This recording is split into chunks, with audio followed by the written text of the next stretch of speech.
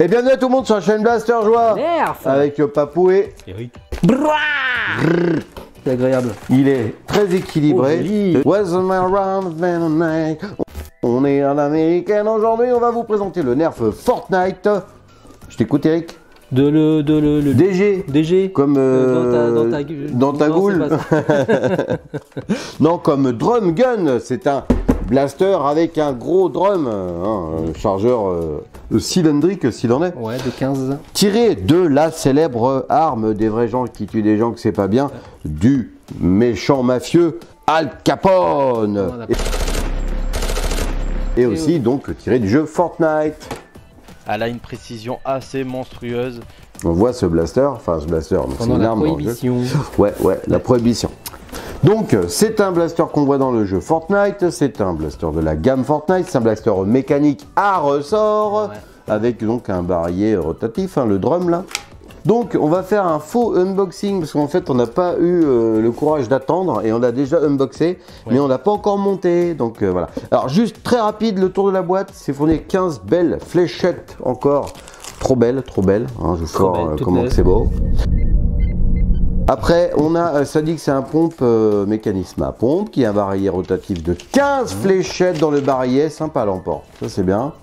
On a un très beau blaster, le première prise en main qu'on a eu là, c'est super quali. Ah ouais, super blaster, blaster pour les 8 ans et plus, c'est donc encore la licence Epic Games associée Hasbro pour notre jeu Fortnite.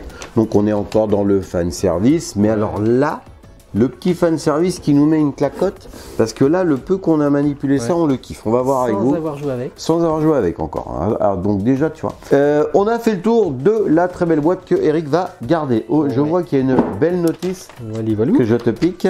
Beau, et sur la notice, ça nous dit comment assembler le blaster et comment le faire fonctionner. Il y a un Slamfire, ça c'est une très bonne nouvelle. Alors, Eric, je prends le blaster de tes petites mains. Dans le blaster, alors dans la boîte, on avait la notice que vous venez de voir tomber. On avait le blaster, très beau, regardez ça. Il est large et tout, il est vraiment sympa. Le drum à assembler, c'est très sympa. Les fléchettes, c'est tout ce qu'on avait. C'est tout ce qu'on avait. Puis donc, la notice de warning. Voilà, on ne se tire pas dans la friteuse, ni dans la tronche et tout ça. Donc, comment on assemble, a priori? Comme ça, j'y vais, Eric. Oui, fais-toi plaisir. J'y vais, parce que c'est ton blaster, je le précise. Ah, et clouc. Et voilà. Ça y est, il est dedans. Simple. Un petit cran là, et voilà. Sinon, ça claque un peu plus sans le faire. Ah ouais. Maintenant, il est beau. J'appuie sur la détente et je vais voir s'il y a un Slamfire, un bon. Ça tire. C'est comment dans les films, Eric? Avec Eric, on a halluciné sur la prise en main de la forme des poignets avant, arrière. On a des énormes mains, surtout moi. Surtout toi. C'est hyper confortable. Les loulous, ils ont trouvé ça génial. C'est top. Alors la crosse, elle est petite, mais regarde, j'ai une position plutôt bonne. Alors c'est d'une pièce, par contre, c'est pas de... Tout de suite, alors on fait un tour rapide de l'appareil, on n'a pas d'accroche-angle, pas de rail de personnalisation. Vous allez pouvoir viser, par contre, on a des organes de visée qui sont pas mal, qui s'alignent un peu. Bien, ça, c'est pas si mal, je sais pas si je le fais bien. On a un effet bois sur poignet, crosse, effet bois avec les rainures du bois. Franchement, on s'attendait pas à ça. Bah, comme la Winchester Zombie Strike. Ah ouais, comme la Sling, Sling Fire. Très super premier ressenti. Alors quand on charge la ligne de la mire, tu vois, ça bouge. Donc tu as intérêt à bien.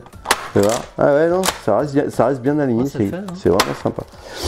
Ça clacote.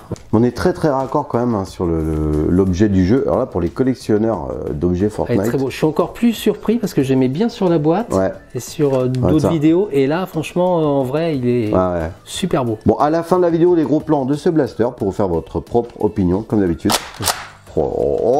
Déjà le côté pompe avec une bonne poignée. Déjà là, on est. Oh là là. Et le Slamfire, en plus, ça fait comme dans les films. Ça... Donc, écoute, on a fait le tour. Alors, comment on le charge? Donne-moi 2-3 fléchettes, mon petit Eric Demo. Tiens, on va essayer les neuves. Donc vous mettez en façade et hop. Alors moi les chargements frontaux comme ça là, c'est pratique, hyper rapide, tu vois, tu as vraiment la place de mettre tes fléchettes. Tu peux recharger pendant que tu joues. Vous êtes prêts?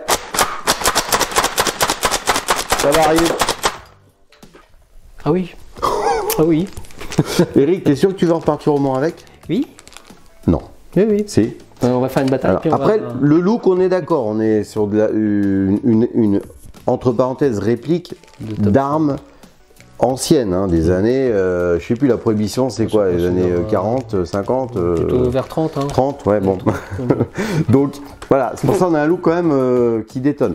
Là, par contre, en termes de cosplay, il y a du mail, il y a un truc à faire. Hein. Non mais regarde. Non. Très très beau. Bon, on va tout de suite, Eric, charger ce drum de 15 fléchettes d'emport, ça me plaît.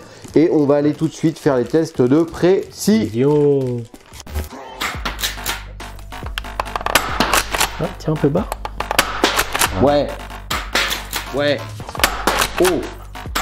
Oh. Ouais. Ouais. Ouais. Ouais. Ouais. Ouais. Alors on va essayer un slam fire. Ouais, slam fire. Ouais. Ouais, slam fire. Ouais.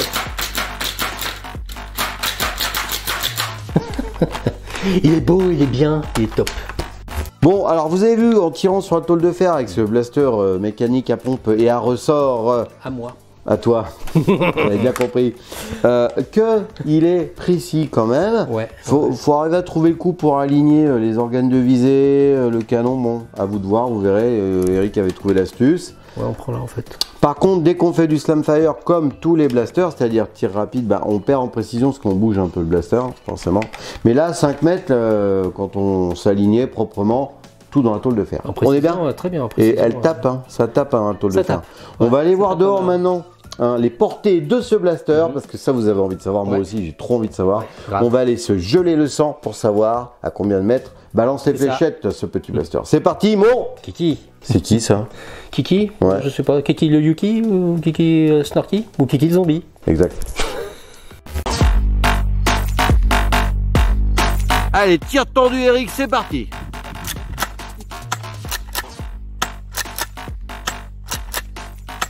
Donc en tir tendu, on est entre 12 et 15 mètres. Maintenant, on va faire les tirs en cloche avec Eric.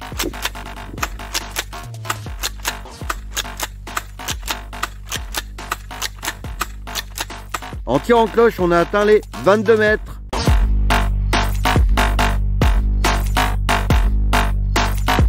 Quand vos fléchettes sont vieilles, elles se rétractent un peu. Si quand vous mettez votre fléchette, vous voyez qu'elle glissouille là et qu'elle tient pas très bien, ça veut dire que les portées vont pas être très bonnes parce qu'on va avoir une perte d'étanchéité, donc de pression pour la pousser quoi. Par contre, tu vois, fléchette neuve là, je la mets, elle force un peu, ça sent bon, ça veut dire que ça va aller loin. Alors ça tape loin, hein, ça y va, ça y va, ça y va. J'aime bien, j'aime bien. On sentait sur la tôle de fer que ça allait envoyer de la choucroute. Bon bah là on a envoyé du cassoulet et de la choucroute et du taboulé et du couscous tout en même temps. Comme ça c'est parti. Que du bonheur. Que du bonheur. On a kiffé. Il est beau, il tire bien. Voilà. Donc justement, on va enchaîner sur les conclusions parce que du coup, on peut pas aller plus loin, on peut pas mettre d'accessoires, il n'y a pas de rail, on peut rien mettre, il est comme ça. Après il suffit à lui-même. Hein, il se suffit, il s'auto-suffit. Hein. Donc les points positifs, Eric, je t'écoute. Tu vas me l'offrir. À moi. D'accord. Donc point positif, Eric, c'est quoi alors? Eh ben on l'a super bien en main. Je pensais qu'il était plus petit, finalement il est très très bien. Oui, il est grand en fait. Hein. Même pour la visée, il est précis. À distance. Et puis il est en blanc, finalement, il passe très bien, contrairement au BAR qui avait du rouge et ça faisait pas très beau. Et ben là, tout ça. Et là, on a un confort qui est là. Tout de suite, la prise en main, confort en grand, en petit. Bonne poignée pour les grands et puis l'effet bois, très beau. Puis le drum c'est bien parce que chargé pendant qu'on joue. Voilà, 15 fléchettes d'emport, c'est très sympa en partie à l'intérieur et à l'extérieur. Facile à modder, le mécanisme est robuste, il a l'air simple, un truc à faire. Le gospel,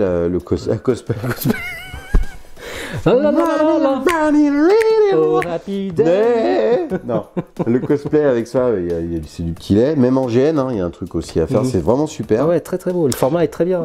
Pour ma part, point négatif, j'aurais bien mis un petit rail de personnalisation, mais à la limite c'est de...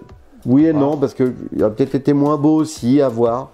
Point négatif aussi. Après, c'est une sulfateuse, donc ouais. les lunettes, c'est pour faire.